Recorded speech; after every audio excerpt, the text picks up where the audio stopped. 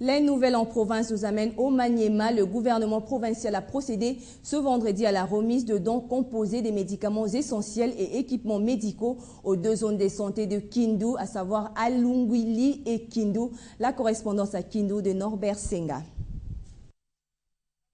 La cérémonie qui a connu la présence de tous les officiels provinciaux s'est déroulée.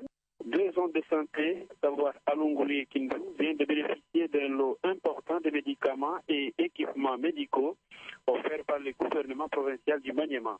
Rappelons que le gouvernement provincial avait disponibilisé 2 400 000 dollars américains pour l'achat de médicaments et 1 240 000 dollars américains pour les équipements médicaux. Toutefois, les 8 zones de santé au total sont concernées par ce geste louable du gouvernement provincial.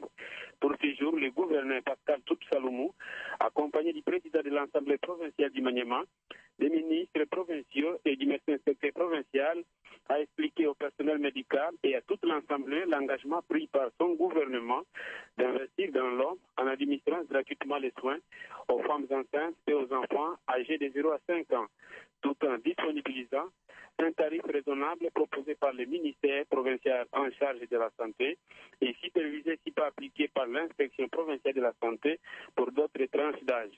Par la même occasion, le gouverneur a remis aux deux zones de santé le médicament essentiel, surtout les antipallidiques, une boîte de césarienne, d'hystérectomie, une couveuse pour les enfants et des microscopes. Enfin, le gouverneur Pascal Toutsalumou a demandé au personnel médical d'utiliser ces biens en bon père de famille tout en évitant toute tendance de détournement pour les fins privées. Depuis Kindu, Norbert Senga pour la télévision du cinquantenaire. On va parler infrastructure, cette fois au Kasaï oriental, où les travaux des chantiers ouverts à travers la ville de Mbujimaï ont repris leur rythme normal. Un constat fait par le gouverneur Alphonse Ngoï Kassanji. Des précisions avec Crispin Chibinkoufoua.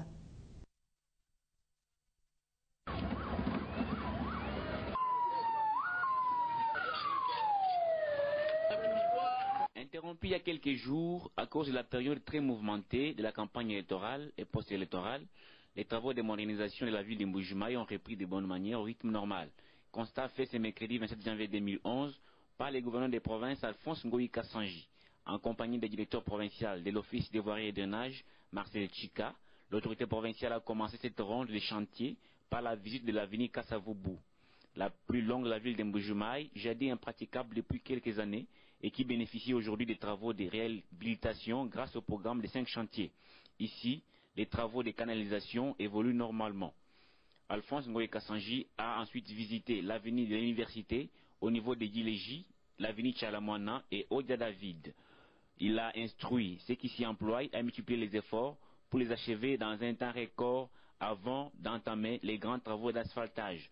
Le chef de l'exécutif provincial a fini sa ronde de chantier par la visite du bâtiment abritant les nouveaux auditoires à l'université officielle de Mbujimaï et qui pourra être inauguré dans les jours qui suivent.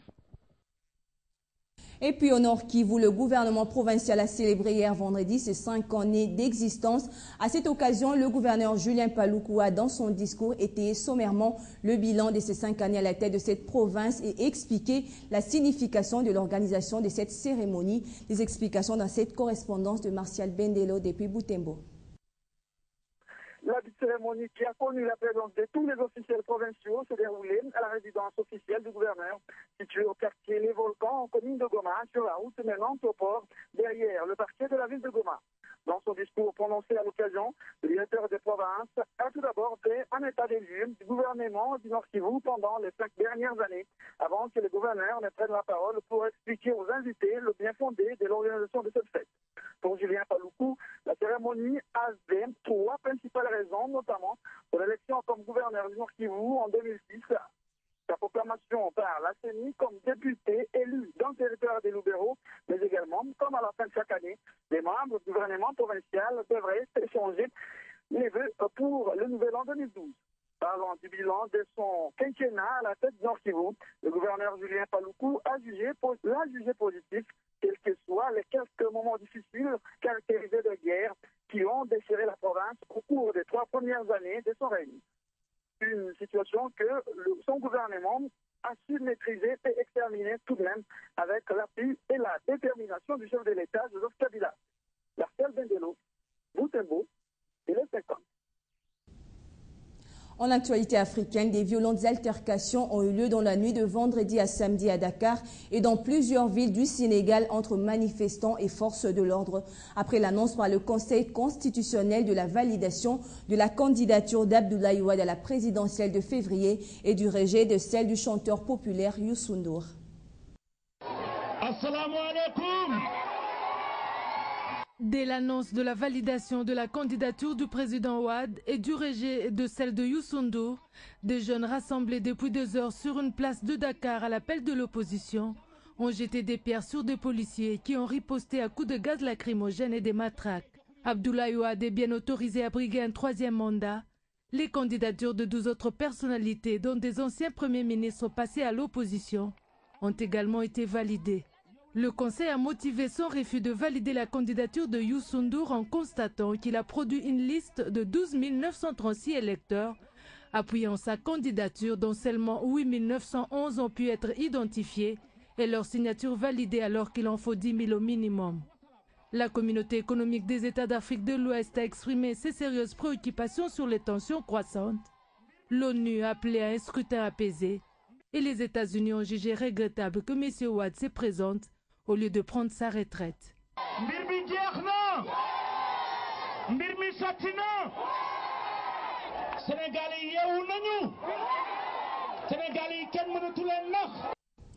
Et une autre triste dans ce journal, sachez que la levée du corps de l'évangéliste chanteur Blaise Sakila, décédé depuis le samedi 21 janvier dans la clinique Galema, a eu lieu hier vendredi et la dépouille est exposée dans la cathédrale du centenaire de Kinshasa, lieu où amis, connaissances et foules d'anonymes peuvent lui rendre un dernier hommage avant l'enterrement qui est prévu pour ce samedi. Nos reporters étaient sur place.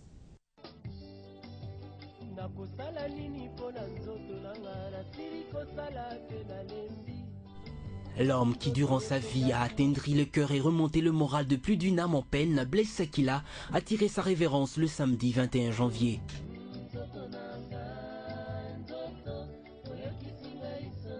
Chanteur et prédicateur, l'homme avait fondé l'essentiel de son message sur le vrai but de la vie terrestre, au-delà de joie que l'on peut en tirer.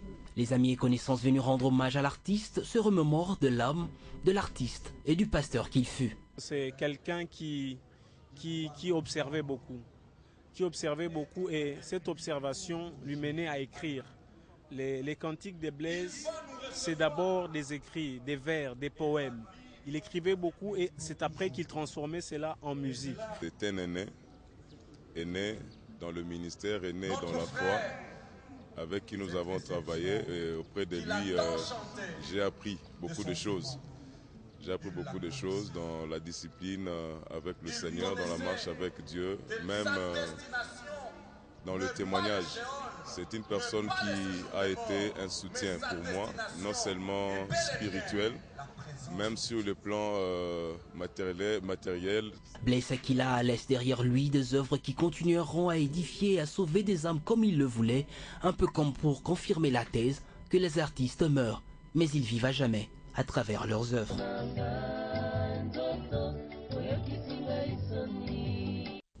Parlons sport à présent. Clôture ce samedi de la 2e journée de la phase des groupes de la 28e Coupe d'Afrique des Nations avec 2 rencontres dans le groupe D. Le Botswana affronte la Guinée-Conakry en première heure et en deuxième explication, le Ghana va jouer le Mali. Retour sur ce qu'a été la 2e journée dans le groupe C avec le Gabon qui a éliminé le Maroc au terme d'une rencontre euphorique.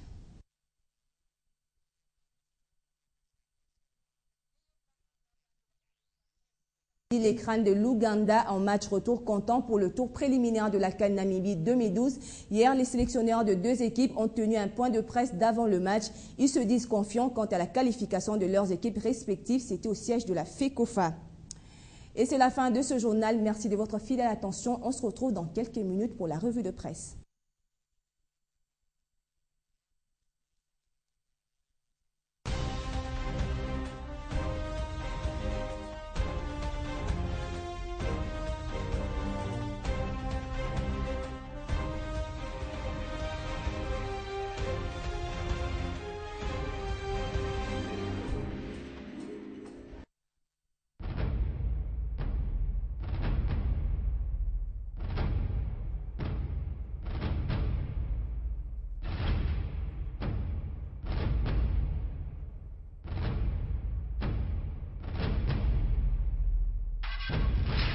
Ce journal vous a été offert par la BCDC.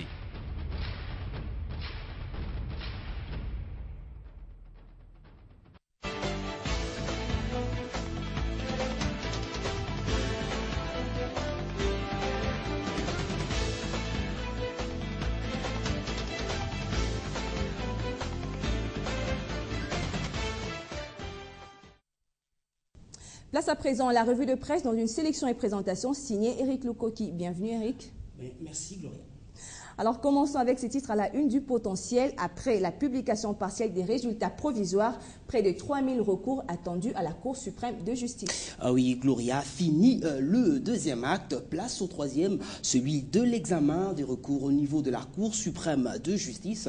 Une tâche qui, d'après le potentiel, s'annonce tout aussi laborieuse comme ce fut le cas lors de l'étape de la compilation des résultats au niveau de la CENI. Par ailleurs, estime le quotidien, aujourd'hui plus que jamais, ces deux institutions, la CENI et la Cour suprême de justice, ont l'obligation morale et citoyenne de tout mettre en œuvre pour sauver le processus électoral. Car, pense-t-elle, dans 2 mois exactement, il faut organiser aussi les provinciales, les municipales et les locales, encore des défis à relever pour que la République démocratique du Congo dispose absolument d'institutions fortes. Mais examiner près de 3000 dossiers ne sera pas une mince affaire, reconnaît le potentiel. Et l'avenir qui aborde le même sujet insiste plutôt lui sur l'appel à l'éthique morale fait par le pasteur Ngoï Mulunda pour que chacun reconnaisse les résultats tels qu'ils ont été sanctionnés par le souverain primaire, puisqu'en définitive, confie le pasteur, l'Assemblée nationale ne dispose que de 500 sièges à pourvoir pour plus de 18 000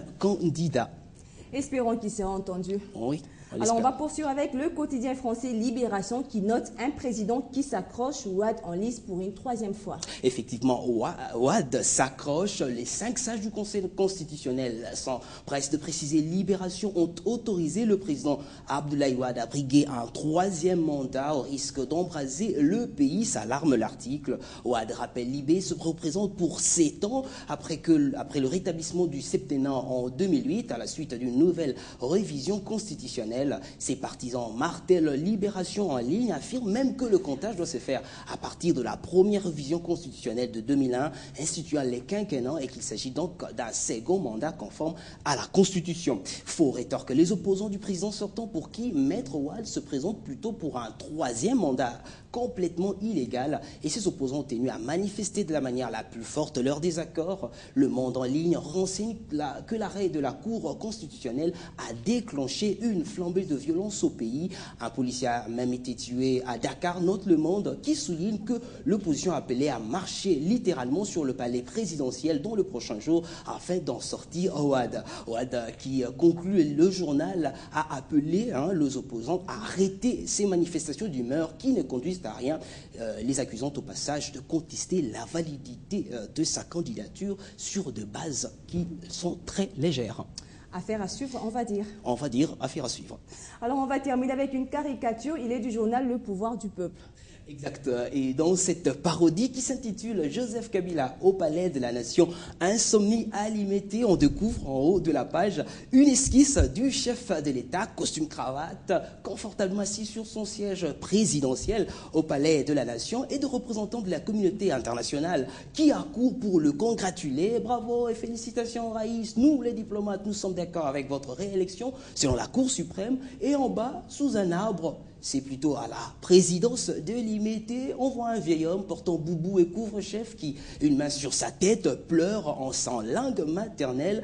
Tatouane qui peut me donner le numéro de téléphone du Raïs. À l'époque de Mobutu, quand je faisais des déclarations, le maréchal m'envoyait des mal la nuit. Mais ce jeune homme, je parle et il ne dit rien. Je veux m'inventer une nouvelle stratégie. No comment. Merci Eric pour votre revue de presse. Merci à vous également de nous rester fidèles. Excellent suite de programme sur Télé 50.